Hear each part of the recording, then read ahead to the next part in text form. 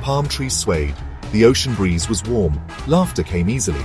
The Sharma family, Vijay, Priya, and young Anya, strolled down Miami Beach, vacation mode. Anya, about to start college, beamed. Excitement thrummed through her. Vijay draped an arm around her. His little girl, all grown up. He swallowed, a flicker of sadness in his eyes. Priya caught his gaze, squeezed his hand. They had this unspoken language. Years of shared dreams, anxieties, love. Anya skipped ahead, snapping pictures of the vibrant street art.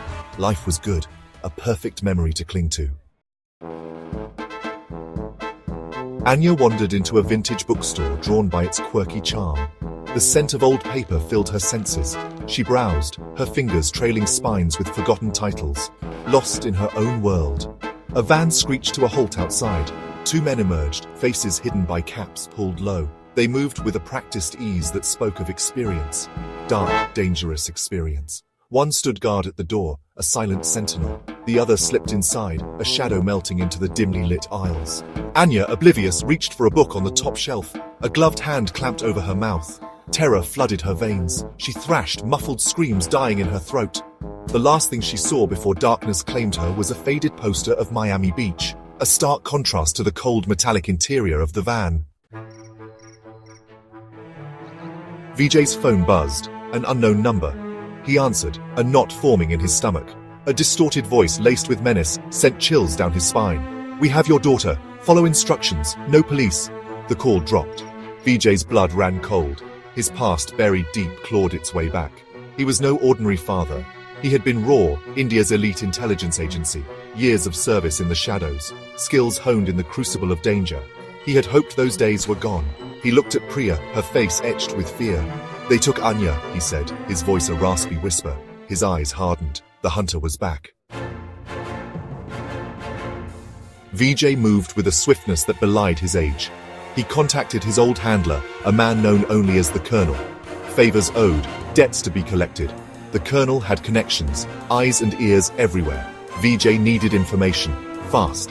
He scanned the bookstore's security footage. A grainy image of the van, its license plate obscured. But Vijay saw what others missed.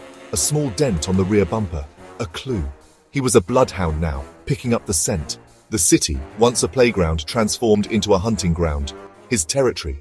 His daughter's life depended on it. Anya's world shrank to the size of a dingy warehouse. Blindfolded, hands bound, she huddled on the cold concrete floor. Fear was a living thing, coiling around her, squeezing the air from her lungs. She strained to hear, to make sense of the muffled voices, the distant city sounds. Every creak, every groan of the building amplified her terror. But Anya was her father's daughter. Resilience ran deep within her. She trained her mind, focusing on her breathing, on the feel of the rough floor beneath her. She wouldn't let fear paralyze her. She would be ready, ready to fight for her life, ready to run. The Colonel's intel led Vijay to a seedy bar in Little Havana. The owner, a man with shifty eyes and a permanent scowl, recognized the van's description. He knew things, but he didn't share easily. Vijay knew the language of such men, a mix of persuasion and carefully veiled threats.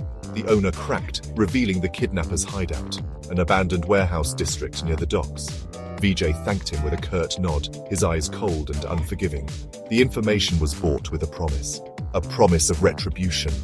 These men had made a grave mistake.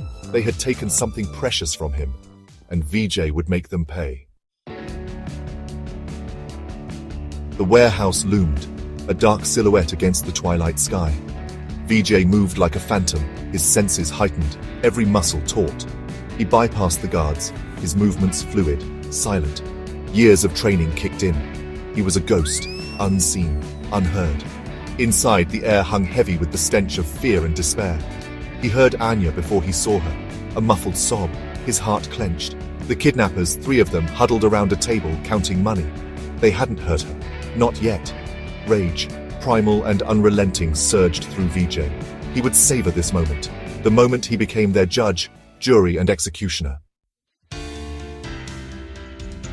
Vijay struck with calculated brutality. One kidnapper went down with a sickening thud, his neck snapped. The second, caught off guard, reached for a gun. Too slow. Vijay disarmed him, the gun spinning through the air before clattering onto the concrete floor. A swift kick to the ribs, a bone-crunching blow to the head, and he lay still. The last one, a burly giant, lunged. A desperate struggle ensued. Vijay, fueled by adrenaline and paternal fury, fought with the ferocity of a cornered animal. He broke the man's nose, the sickening crunch echoing in the vast space. Finally, with a roar of triumph, he slammed the man's head against the concrete floor, silencing him. He turned to Anya, his eyes softening. "It's okay," he whispered, his voice thick with emotion. "I've got you." The police arrived to find a scene of carnage. Vijay, holding a shaken but unharmed Anya, surrendered without resistance. The colonel had pulled strings, ensured the official narrative painted Vijay as a desperate father pushed too far, a justifiable act. Life returned to a semblance of normalcy, but the scars remained. Anya, once carefree, now bore the weight of vulnerability. Vijay, forever haunted by the darkness he had unleashed, they found solace in each other, a shared understanding born of trauma and love. As the sun dipped below the horizon, casting long shadows on Miami Beach, they stood together, a family forever bound by their ordeal. The ocean breeze carried a whisper of their resilience, a testament to the enduring strength of the human spirit.